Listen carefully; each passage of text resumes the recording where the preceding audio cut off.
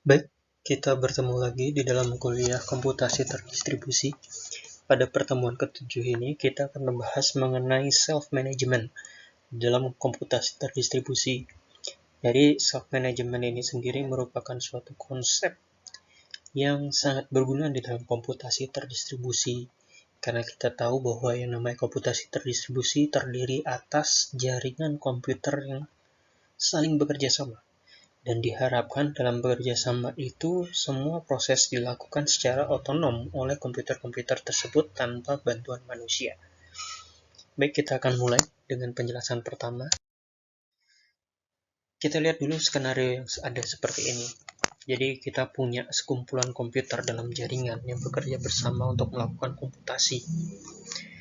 Karena komponennya banyak sekali, ada kemungkinan bahwa salah satu komponen atau komputer di dalam jaringan tersebut mengalami gangguan, crash. Dan dalam kondisi gangguan ini, seperti apa ya seluruh sistem terdistribusi ini harus berperilaku? Apakah membiarkan? Apakah harus memitigasi adanya suatu permasalahan atau bagaimana? Selain adanya komponen yang crash, karena ini adalah komputer yang bekerja sama melalui suatu jaringan, kita bisa mendapatkan adanya jaringan atau hubungan antara dua komponen terputus, sehingga data yang seharusnya bisa dipindahkan dari satu entitas ke entitas lain itu menjadi tidak tersambungkan.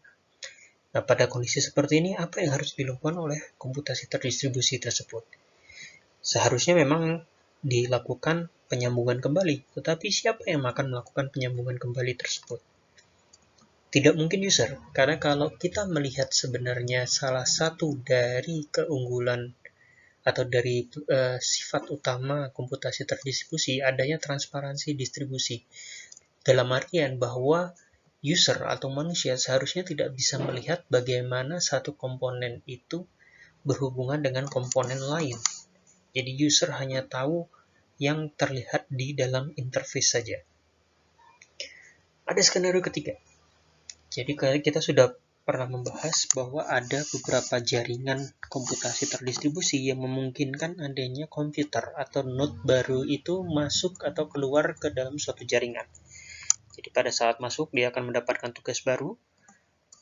Kalau ada komputasi yang berjalan atau pada saat yang keluar, bagian yang dikerjakan oleh node tersebut harus bisa diambil alih oleh komponen lain tanpa menyebabkan kegagalan komputasi. Nah, di dalam semua ini siapa yang akan melakukan manajemen untuk mengatasi hal-hal tersebut? Sesuai dengan yang tadi sudah saya katakan, tidak mungkin kita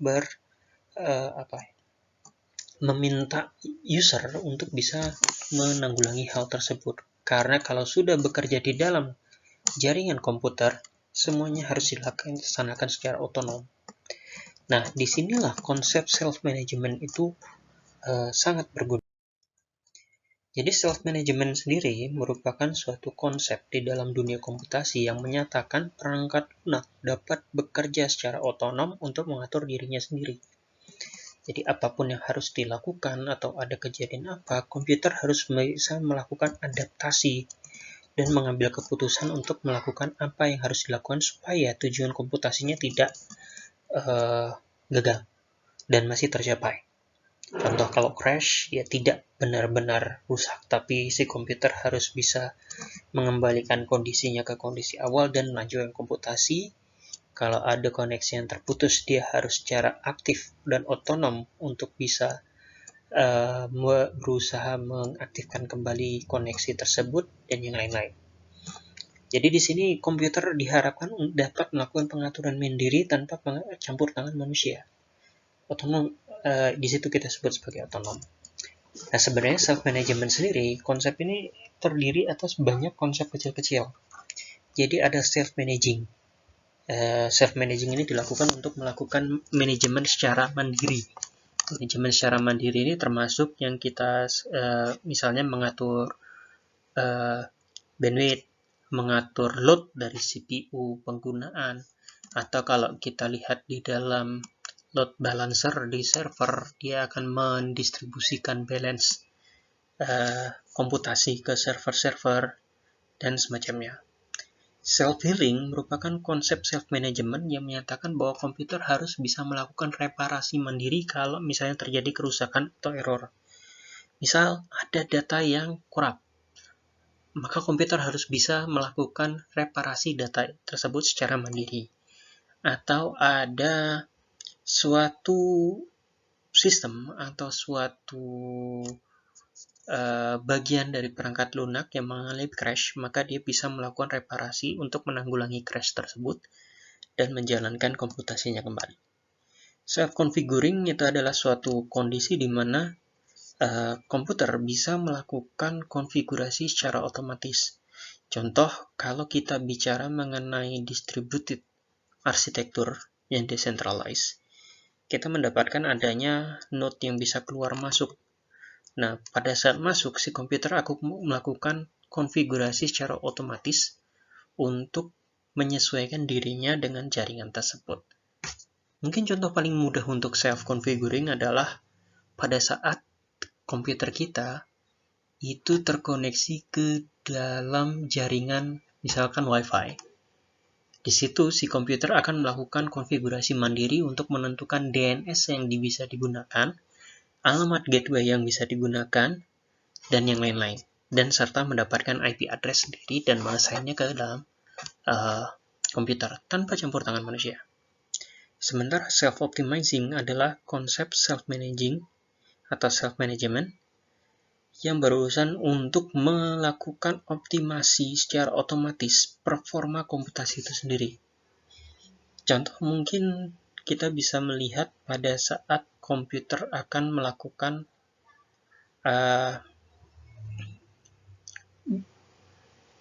suatu komputasi, dia akan mengatur prioritas komputasi mana yang akan diutamakan digunakan di dalam prosesor, RAM, dan storage tanpa bantuan manusia.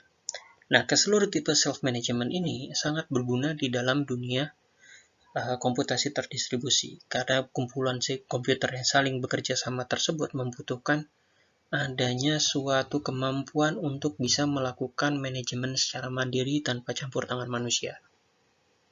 Nah, konsep self-management ini bisa berjalan karena adanya suatu ide dasar seperti ini. Jadi, pertama kita akan melakukan suatu komputasi. Jadi, kita punya suatu komputasi di sini yang kita lakukan. Setiap komputasi pasti menghasilkan luaran atau output. Nah, output itu akan dinilai. Apakah hasilnya sudah sesuai? Apakah masih ada deviasi? Atau tidak sesuai sama sekali? Nah, kalau sudah mendapatkan penilaian hasilnya seperti apa, kalau menjadi kekurangan, kita akan melakukan analisis. Sebabnya apa? Apa yang bisa kita lakukan untuk mengatasi defisiasi hasil tersebut? Nah, setelah kita mendapatkan penyebab, maka kita bisa melakukan koreksi. Nah, koreksi ini biasanya akan masuk seperti dalam bentuk adanya data-data baru yang akan dimasukkan ke dalam komputasi lagi. Sehingga komputasi akan mendapatkan data feedback dari koreksi, sehingga komputasi akan mengadaptasi dirinya sendiri supaya hasilnya akan menjadi lebih baik atau sesuai dengan keinginan. Nah, oke, kita kembali lagi ke materi kuliah kita. Konsep self-management itu bisa terjadi karena adanya suatu penggunaan model kendali berdasarkan feedback.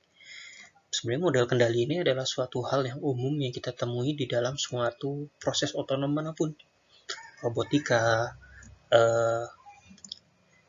mekatronik, atau apapun yang memiliki istilahnya kemampuan untuk bekerja secara otomatis, itu akan menggunakan feedback control model. Nah, kita akan mendapatkan gambaran seperti ini. Jadi, pertama kita punya konfigurasi awal yang akan menjadi input. Nah, input ini akan kita masukkan langsung ke dalam sistem kita, yaitu distributed system kita. Dan tentu saja, dalam proses engineering manapun, kita tidak bisa menghiraukan yang namanya noise atau gangguan. Nah, gangguan ini pasti masuk ke dalam distributed system, misalnya latensi, delay, atau masalah-masalah lainnya yang tidak bisa kita kendalikan. Nah, hasil dari komputasi ini akan mengeluarkan yang kita sebut sebagai observed output atau luaran yang diobservasi, yang diamati. Nah, output ini akan dihitung menggunakan metric estimation karena sangat sulit kita sebenarnya mengukur suatu performa jaringan, misalnya latensi.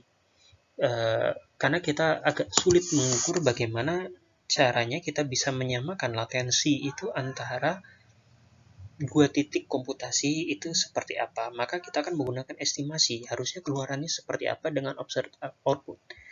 Tujuan dari estimasi di dalam metric estimation adalah kita punya luaran yang terukur. Nah, luaran yang terukur ini akan kita masukkan ke dalam suatu proses analisis.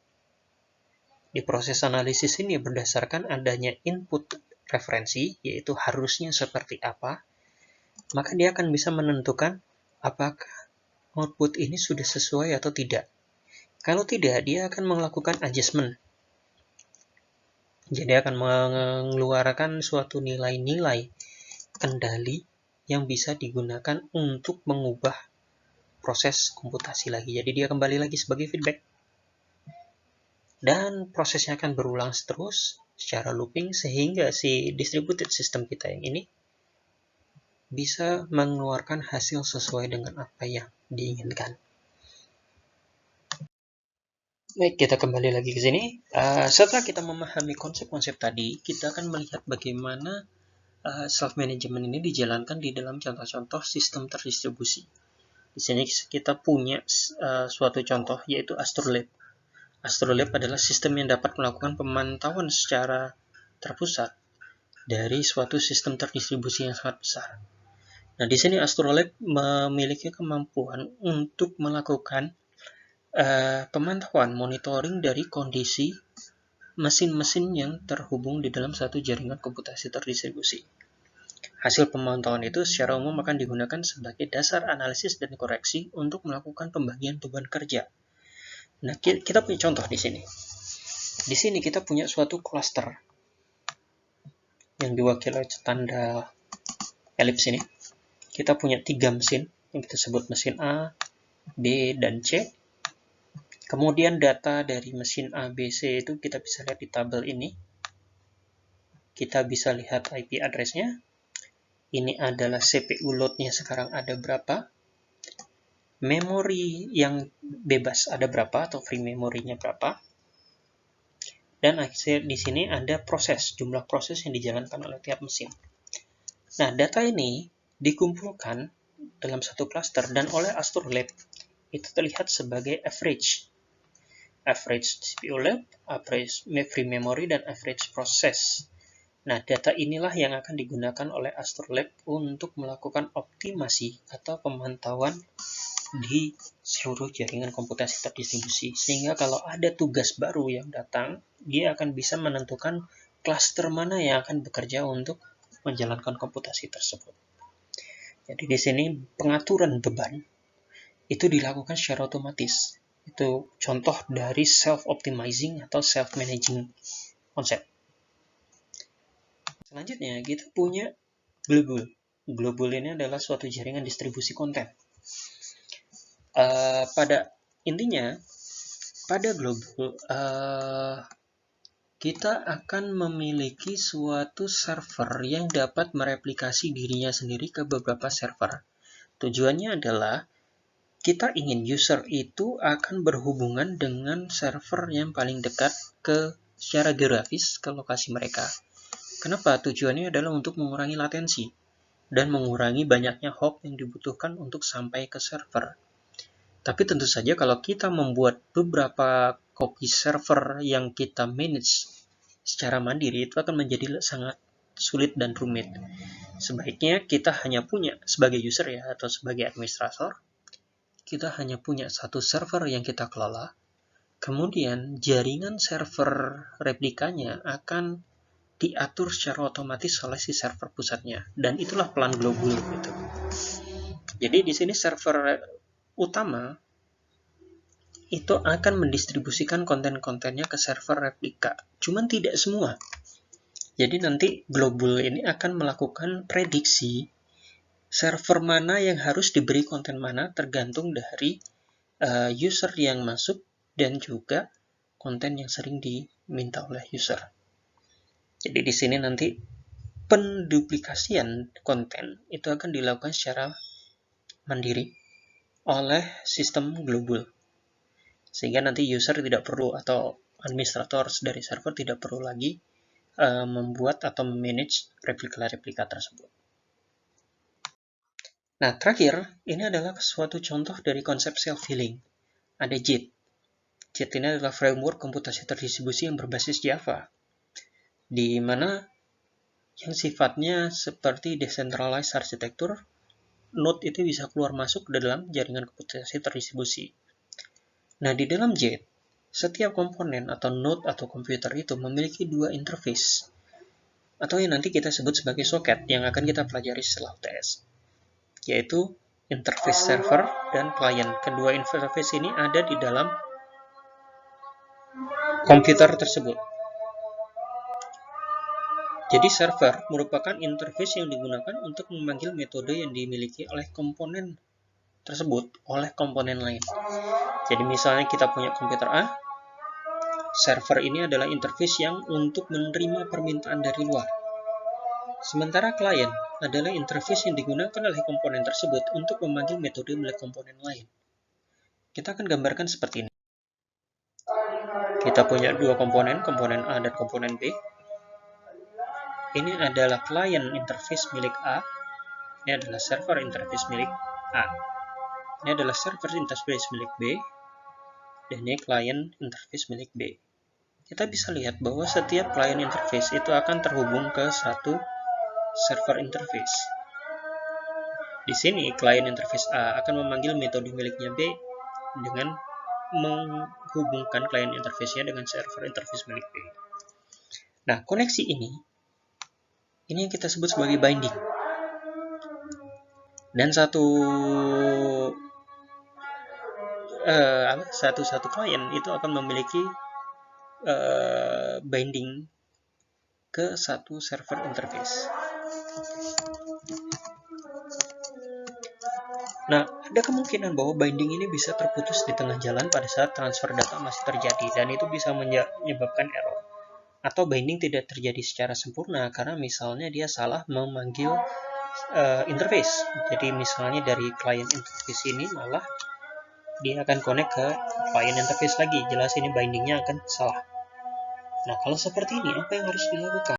Maka JIT akan melakukan suatu self-repair dengan menggunakan algoritma ini. Pertama, JIT akan menterminasi semua binding antara komponen yang gagal tersebut dengan komponen lain. Dengan kata lain, dianggap 0. Kemudian, node yang baru ini akan diperlakukan seperti node baru yang masuk ke dalam jaringan. Dengan kemudian dia meminta ke node manager untuk menambahkan node baru ke dalam jaringan. Setelah node manager memasukkan node tersebut, node baru itu kemudian dikonfigurasi dengan menggunakan konfigurasi yang sama seperti komponen yang gagal yang tadi. Setelah terjadi konfigurasi, maka JIT akan melakukan binding ulang ke semua yang sudah diterminasi tadi.